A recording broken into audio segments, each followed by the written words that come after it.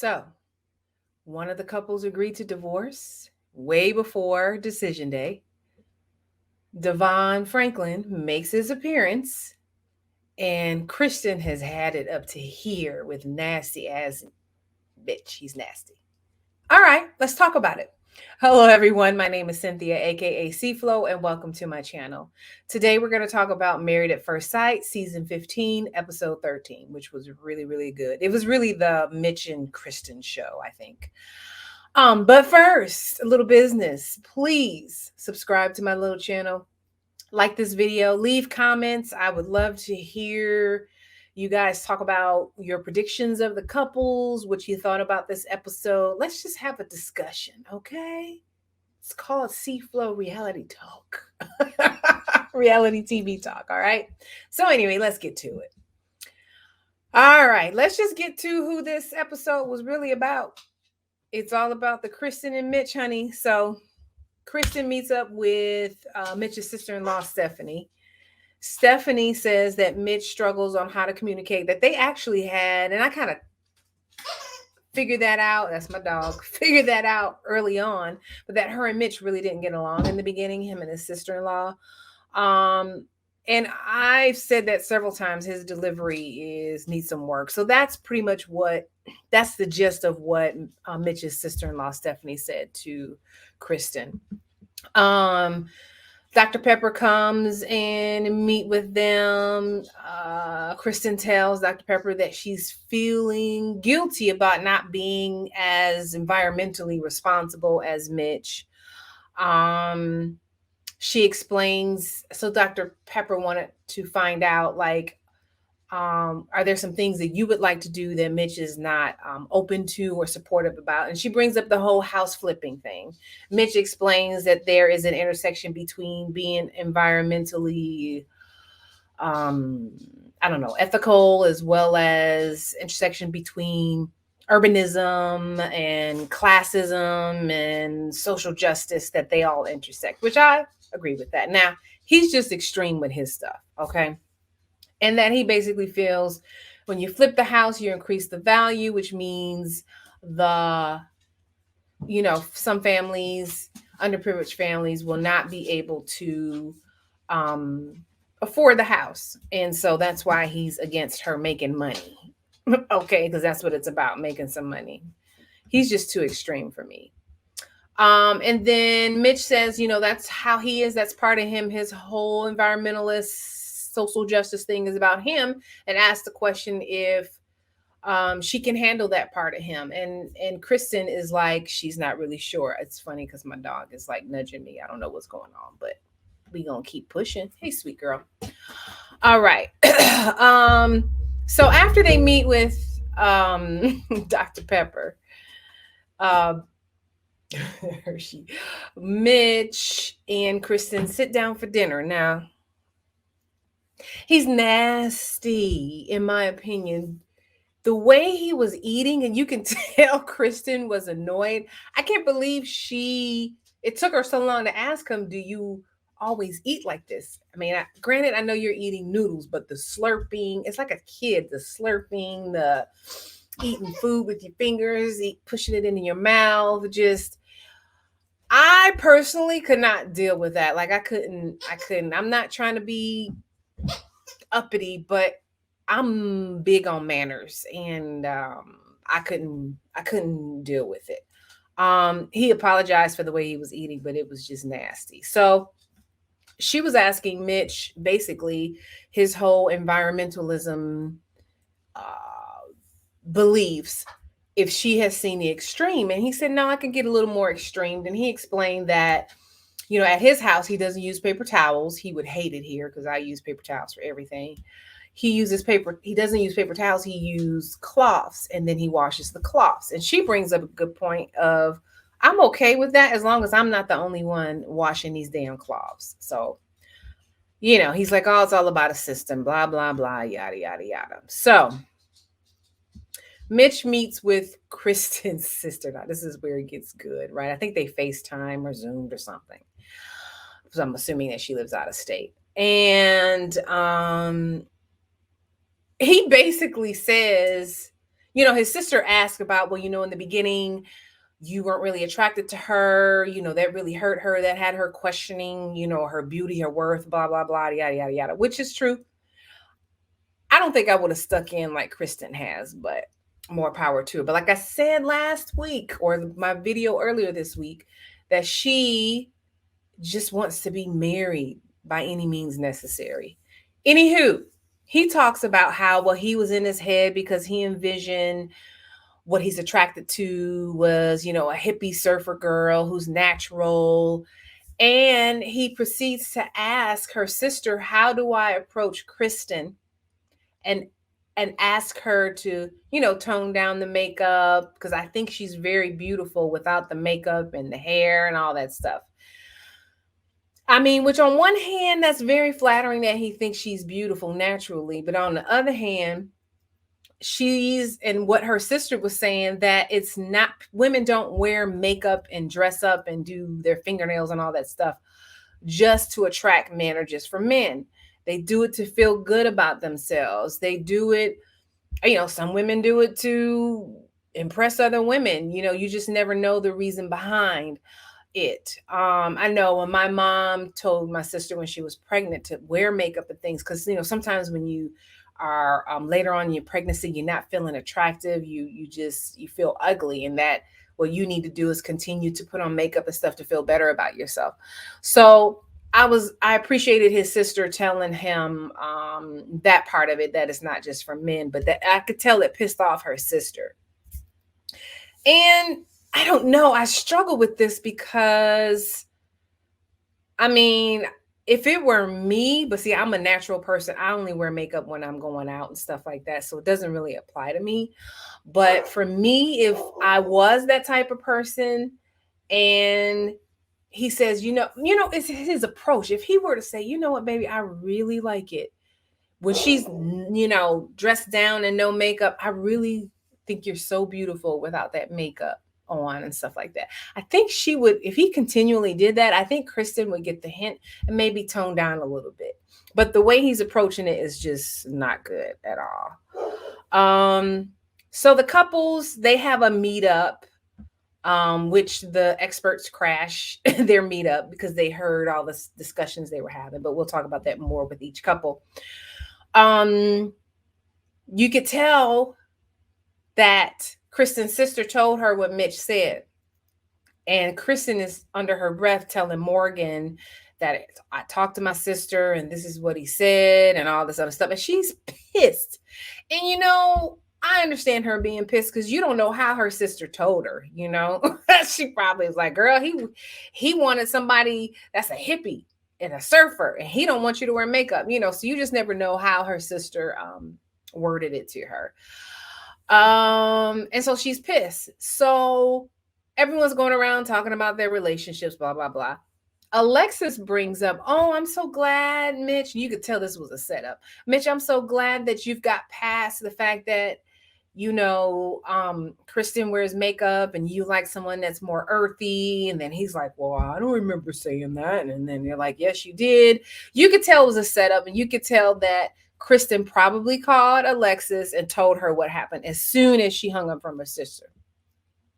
So he's off to the side talking to the producers like, he really didn't think that he was a controlling husband.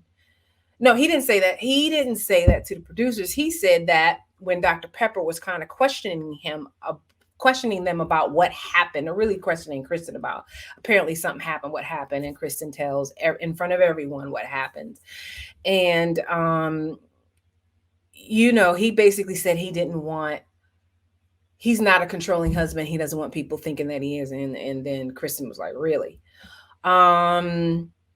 Yeah, Kristen goes off. When I say she goes off, because the experts are like, well, we could probably get past that and blah, blah, blah. She's like, she's done. She basically is like, she is done. Dr. Pepper apologizes to Kristen, and Kristen is like, I don't need an apology from you. She didn't say it that rude, but I need an apology from him. And he still did not apologize. What an a-hole. He is never mind. I won't even get into it because I got a whole list of reasons why I don't know what woman would be able to deal with him. moving on. Nate and Stasha, nothing major. Well, a little major thing. I guess you can call it major. Nate meets with Stasha's sister Aja and her friend Tamika. He says that they're getting along, but that when he found out that, well, let me back up. So they meet, before he meets with their sisters, they meet with Pastor Cal, and Pastor Cal notices that Stasha says that she loves Nate. Dr. Cal asks Nate if he's reciprocated. He admits to himself that he hasn't been saying it. And Dr. Cal asks the question, have you been close to saying it, but stop yourself? And he says yes. So he admits that he stops himself because he's afraid of getting hurt or what have you. Stasha mentions, I forgot how they got into this conversation, that she has cheated on someone, but that was 10 years ago. And Nate, you could tell he was taken aback and was judging her about it. You could tell he was disappointed. And now Stasha's feeling like, I can't really share anything with you because you might judge me. So now let's go to where he meets Stasha's sister and friend. And he says that when Stasha mentioned the cheating, that triggered him. Now, he told Dr. Cal that he was never cheated on. But why were you triggered? He feels, do you feel like she's going to treat on you because you can't meet up to her standards? I don't know. But to me, in my opinion, if you were triggered by that, that means that has happened to you in the past. That's just my opinion. Yeah. His sister asked, well, do you feel like Stasha trusts you? And he says she's getting better at the trust. So they're basically, which I think is good that Nate acknowledges, is that Stasha is a go-getter, even in relationship. Let's go, let's get to know each other, let's make this work, blah, blah, blah. Whereas Nate is like, okay, let's go through the process. He's a little slower on that. I still have one eye open with him, though. I'm just saying. So that was pretty much it for them. Next is Alexis and Justin. Justin meets with Alexis' friend, Will, which I still think he's a cutie, says that, and Will says basically that Alexis wants to be in this, that she's just scared, which we kind of know that. Like, she doesn't want to be vulnerable, afraid of getting hurt, which I understand that, but can't be like that in a relationship. And he feels that Justin is what Alexis needs in a man, his calming demeanor, he's loving, such and such and such, which is good to hear. Alexis and Justin meets up with Devon Franklin. There was a lot of controversy, and I was a little skeptical about him being on the show. I think part of my hesitation is I just didn't think he would fit in, but a lot of people had a problem with him. How you go, which is stupid, how you gonna give advice and you just got divorced from Megan Good? To me, that was just, I didn't agree with people not wanting him to be on the show because of that. Anywho, I thought he did a very good job with Justin and Alexis. Let's see. Yeah, so he went straight into the discussion of the club and her wanting to hang out with her friends. And he was asking, how does that make you feel when you're at the club and you're with your friends? She says she feels free. And he asked, well, how do you feel when you're with your marriage or at home? And she says, I feel smothered. That hurts Justin, as you could always tell in his face, like he's kind of choking up a little bit. And he says he never wanted to be that guy. But I think what Devon Franklin said was really good advice, that we need to figure out, how do you have that feeling in your marriage, the feeling of being free?